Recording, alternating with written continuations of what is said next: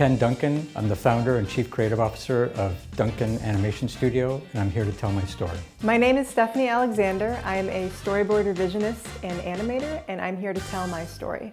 Yeah, I've been drawing since I was really young. I still have a comic book that I did with a friend at the age of 8. We did a 50-page comic book. We were always drawing cartoons. My sister told me about this guy, Walt Disney, and I went to the library and read about him, and I thought his life was so cool, and he was doing cartoons. So from then on, I wanted to be an animator. So I've always wanted to draw. I've been drawing since I was really little. I got really serious about drawing probably when I was around 10 years old. I would buy pretty much every how to draw book that I could find. In high school, I started to find visual development books for animated films, and that inspired me to go into animation as a field. Actually, one of my biggest mentors was when I started to work in the industry. I ended up in Europe, and I worked in London for Oscar Grillo, Argentinian gentleman who had a studio in London doing commercials, and I learned a lot from him. He was an amazing artist, and he owned his own studio, so it was kind of inspiring that he could do both. So one of my earliest mentors in school was David Pruxma. He was, at the time at LCAD, one of the co-chairs of my major, and he was ex-Disney. He really inspired me to develop my animation and art style further. My first job in animation was during college. Our teacher was being asked to be an animation supervisor in a studio in Paris. He was looking for an assistant, and a bunch of us put in our portfolios, and I was hired to go to Paris and work on an animated feature.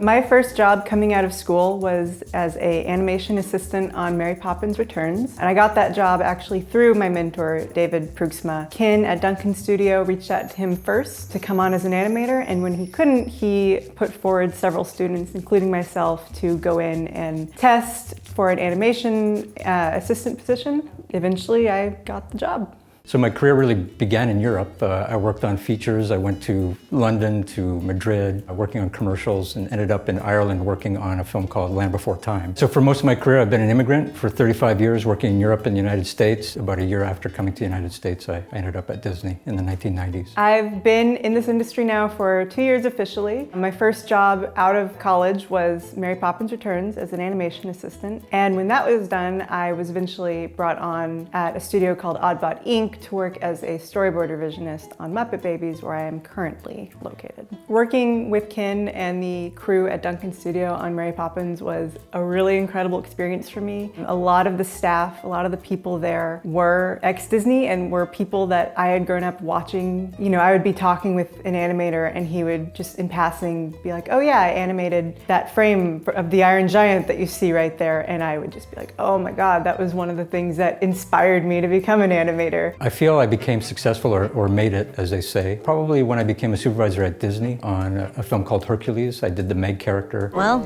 thanks for everything, Herc. It's been a real slice. And then after that, I did the Jane character in Tarzan. Little baby monkey in a drew picture. Yes, go on. Suddenly, the monkey starts crying. Oh, when I turn poor around, and there's a whole fleet of them. And Captain Amelia in Treasure Planet. And Doctor, again, with the greatest possible respect, Zip your howling screamer. So during that phase, I really felt I had made it as a supervising animator. I thought when I had started on Poppins that was when I had made it, because it's like, oh, this is my dream job. This is what I've always wanted to do. And I quickly realized once I was a few months in that you still have to figure out what comes next. You have to figure out what comes after this. I think animation as an industry, you never quite feel like you make it because there's always something new and challenging around the corner for you. That's kind of what helps keep people, in a way, humble. For many decades, animation in general, it was an unwritten rule that sort of men were the animators and women were the assistants or the cleanup department. I've talked to a couple of women about this and they truly felt this. So for anybody to be an artist or an animator, you need some help, some assistance, and some encouragement. So if there was a feeling that you weren't getting encouraged, I think it dissuaded people from advancing. I have occasionally kind of been the butt of a joke or two of like, oh, you're a pretty good animator for a girl. It's a small offense. It's not something that I really take to heart, but I do think that it's kind of a symptom of a greater problem. We're challenging those old ideas about where a woman or minority's place is in this industry. I did work really hard to get where I am. I'm not really good at what I do in spite of being a woman. I'm just really good at what I set out to do because I put that time and effort into it. My goals for the future, for the studio, really, we're trying to develop our own content and currently working on a feature film idea that really has a female lead and has an ecological aspect to the story. The female doesn't need a male character to help her. And we've also got a sci-fi series, etc. So looking forward to creating some really cool stuff. My goals are always changing. As a storyboard revisionist right now, as somebody who works on other people's boards, I would love to have a chance to do storyboards myself and maybe even eventually get into directing. But there's definitely a part of me that wants to go back into a traditional animation field and into a project that really brings attention back to that art form, which I really admire about Duncan's studio and Kin's work, is that he does keep that alive. And I think that that's really admirable.